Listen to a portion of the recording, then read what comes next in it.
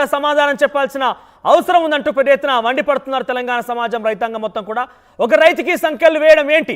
గత ప్రభుత్వంలో ఇదే తరహాలో మిర్చి రైతులు మద్దతు ధర కోరినప్పుడు కూడా ఖమ్మంలో రైతులకి సంఖ్యలు వేస్తే పెద్ద ఎత్తున ప్రతిపక్షంలో మండిపడి ఒక ధర్నాకి నిరసన కార్యక్రమానికి అనేక రకాల విమర్శలు గుప్పించినటువంటి కాంగ్రెస్ పార్టీ ఇప్పుడు ప్రభుత్వంలోకి వచ్చి రాగానే రైతులకు సంఖ్యలు వేయడం ఏంటంటూ కూడా అనేక మంది విమర్శలు గుప్పిస్తున్నారు. చాలా మంది అనేక రకాలుగా ప్రశ్నలు కూడా సంధిస్తున్నారు. అయితే రైతు హీరియా నాయక్ బేడీలు వేయడం పైన సీఎం రేవంత్ రెడ్డి కూడా సీరియస్ అయ్యారు.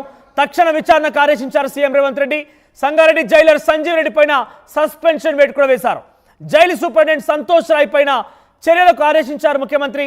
ఇక ఛాతీ నొప్పి అనడంతో రైతు హీరియా నాయక్ని బుధవారం రోజున కూడా ఒకసారి ఆసుపత్రి తరలించారు. చికిత్స అందించి తిరిగి జైలు తీసుకువెళ్లారు. నిన్న మరోసారి ఈ రకంగానే ఛాతీ నొప్పి రావడంతో మరోసారి సంగారెడ్డి జిల్లా ఆసుపత్రి తరలించే ప్రయత్నం చేశారు. ఇందులో భాగంగానే అక్కడికి రైతు సంఖ్యలతో రావడంతో ఆ విజువల్స్ ని మనం చూస్తున్న మా టీవీ స్క్రీన్ పైన సంఖ్యలతో రావడంతో ఒక్కసారిగా రైతుకి సంఖ్యలు వేస్తారా అంటూ తెలంగాణ రాష్ట్ర కాంగ్రెస్ పార్టీ ప్రభుత్వం పైన విమర్శనాస్త్రాలు గుప్పించడం జరుగుతోంది. ఇక సంగారెడ్డి జైలు నుంచి సంఖ్యలతో హీరియా నాయక్ను ఆసుపత్రి తీసుకురావడంతో రాజకీయ కుట్ర కోణంనట్టుగా అనుమానిస్తున్నారు. అయితే ఈ పూర్తి విషయం పైన రాజకీయ కుట్ర కోణం అంటూ అనుమానిస్తున్నారు ఉన్నతాధికారులు. సంగారెడ్డి సెంట్రల్ జైల్లో మల్టీజోన్ 2 ఐజీ సత్యనారాయణ దర్యాప్తు చేపడుతున్నారు. ఈ విషయం పైన జైలు సిబ్బంది నిర్లక్ష్యం వల్లే రైతుకు బేడీలు వేసినట్టుగా వెల్లడించారు. ఇక వికారాబాద్ పోలీసులకు కాకుండా సైబరాబాద్ పోలీసులకు సమాచారం ఇచ్చారు జైలు అధికారులు. రికార్డుల లగచర్ల కేసులో నిందితుడిగా కాకుండా బాలనగర్లోని ఓ కేసులో నిందితుడిగా పేర్కొన్నారు జైలు సిబ్బంది. ఇక్కడ చూడండి, రికార్డుల్లో లగచర్ల కేసులో నిందితుడిగా కాకుండా ఆ వ్యక్తిని హీరియా నాయక్ని బాలనగర్లోని ఓ కేసులో నిందితుడిగా పేర్కొన్నారట జైలు సిబ్బంది. ప్రధాన నిందితుడు సురేష్ పాత్ర ఉన్నట్టు కూడా అనుమానిస్తున్నారు. సురేష్ 2 రోజుల నుంచి కూడా తన కుటుంబీకులతో మాట్లాడుతున్నట్టు తెలుస్తోంది. జైలు నుంచి ఫోన్ ద్వారా ఆయన మాట్లాడడం జరిగింది. అయితే ఇక్కడ హీరియా నాయక్ సంబంధించి అనారోగ్య పాలయ్యారు, ఆయన ఆసుపత్రి తీసుకువెళ్తున్నారనే సమాచారాన్ని సురేషే ఈ యొక్క సమాచారాన్ని బయటికి లీక్ చేశారంటూ కూడా సురేష్ పైన అనుమానం వ్యక్తమవుతోంది. ప్రస్తుతం రైతుకు బేడీలు వేయడం పైన కేటీఆర్ ఫైర్ అవుతున్నారు. ఒకసారి మనం చూడొచ్చు ఆర్టీవీ స్క్రీన్ పైన. రైతు హీరియా నాయక్ ఆయనే లగచర్ల దాడి ఘటనలో నిందితుడిగా పేర్కొన్నటువంటి ఆయన్ని సంగారెడ్డి జిల్లా కంది జైల్లో వేశారు.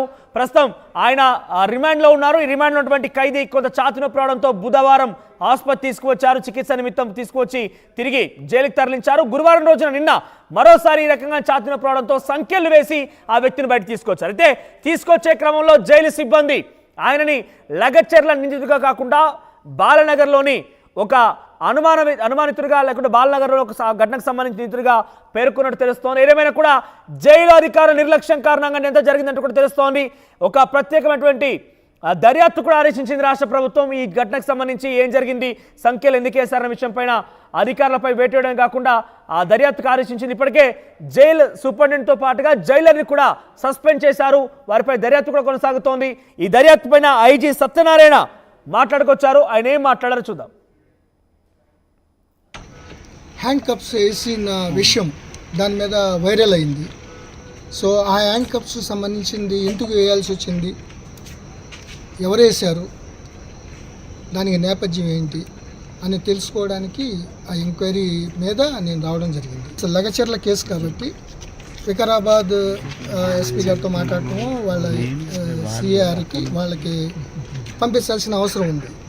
అట్లాగే సంగారెడ్డి ఉంటే ఒక్కోసారి అట్లానే స్పెసిఫిక్గా అక్కర్లేదు. బట్ వికారాబాద్ లగచర్ల కేసు కాబట్టి వికారాబాద్ పంపించాలి. బట్ సైబరాబాద్ పోలీసులు వచ్చి, అంటే సైబరాబాద్కి అన్ని లిస్టుతో పాటు సైబరాబాద్, ఎందుకంటే వికారాబాద్ పరిగి జైలు ఉంది కదా వేరే, సో సైబరాబాద్ పోలీసులు రావడం జరిగింది. సో వాళ్ళు హ్యాండ్ ఓవర్ చేస్తే వాళ్ళు ఒకసారి హ్యాండ్ ఓవర్ చేసుకున్న తర్వాత వాళ్ళు హ్యాండ్ కప్ వేయడం జరిగింది.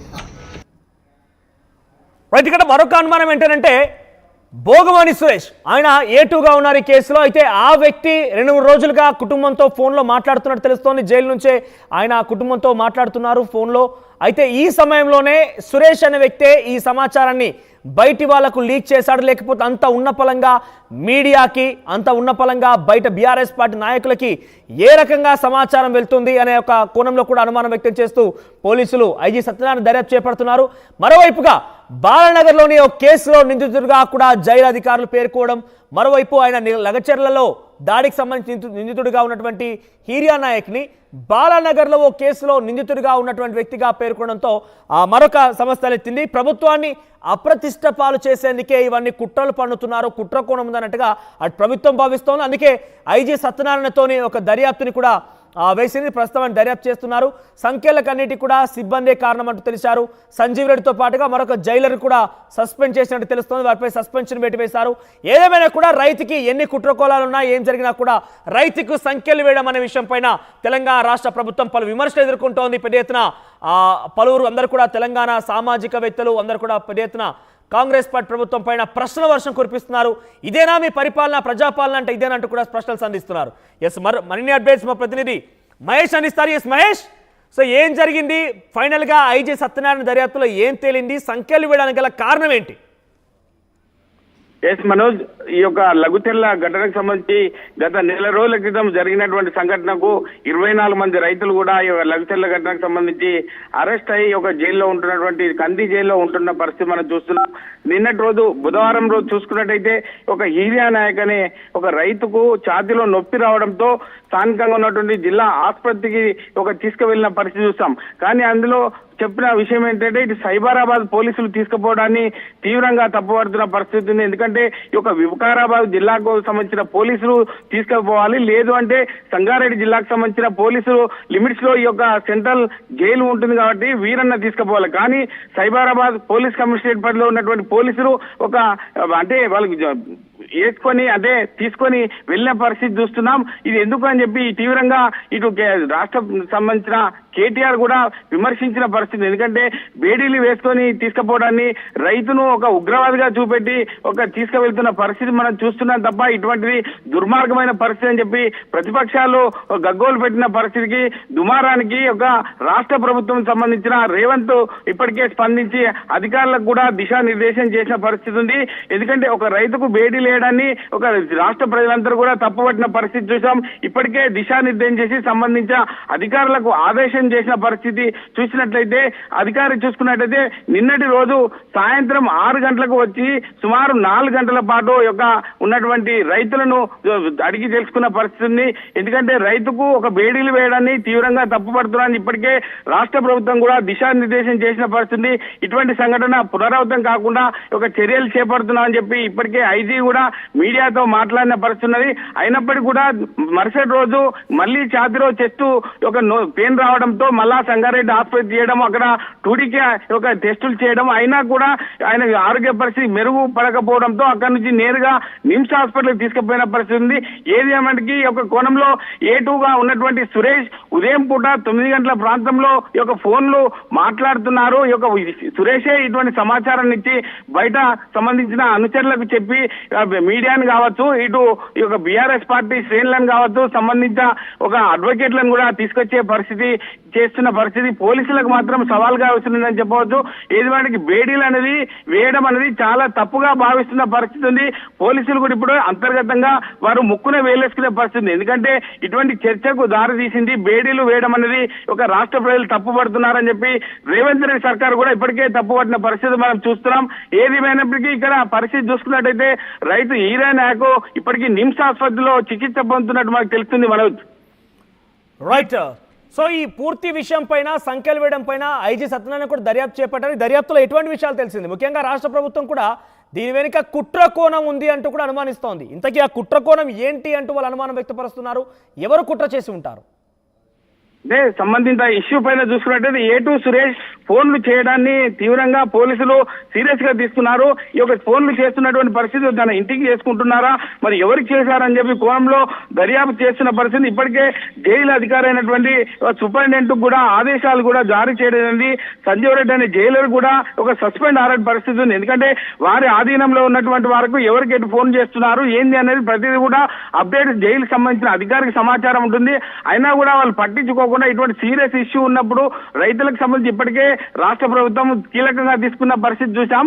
ఈ ఫోన్లు ఎవరికి చేస్తున్నారు ఏంది అని చెప్పి జైలు అధికారి కూడా పట్టించుకోకపోవడం వల్ల ఇటువంటి యొక్క పునరావృతం కాకుండా ఉండాలంటే వీళ్ళని సస్పెండ్ చేస్తే బాగుంటుందని చెప్పి ఇప్పటికే జైలుకు సంబంధించిన అధికారి సంజీవ్ రెడ్డి సస్పెండ్ చేశారు.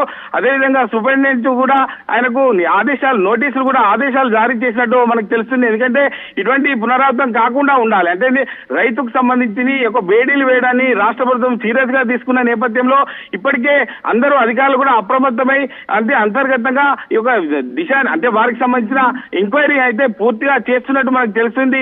మనోజ్, ఏది ఏమైనా ఇటువంటి పరిస్థితులు మాత్రం రాకుండా ఉండాలని చెప్పి రాష్ట్రంలో ఉన్నటువంటి ప్రజలు కూడా కోరుకుంటున్నారు. అంటే రైతు అనే వ్యక్తి జైల్లో ఉన్నాడు, తన ట్రీట్మెంట్ కోసం హాస్పిటల్కి వెళ్ళిన పరిస్థితి ఉంది.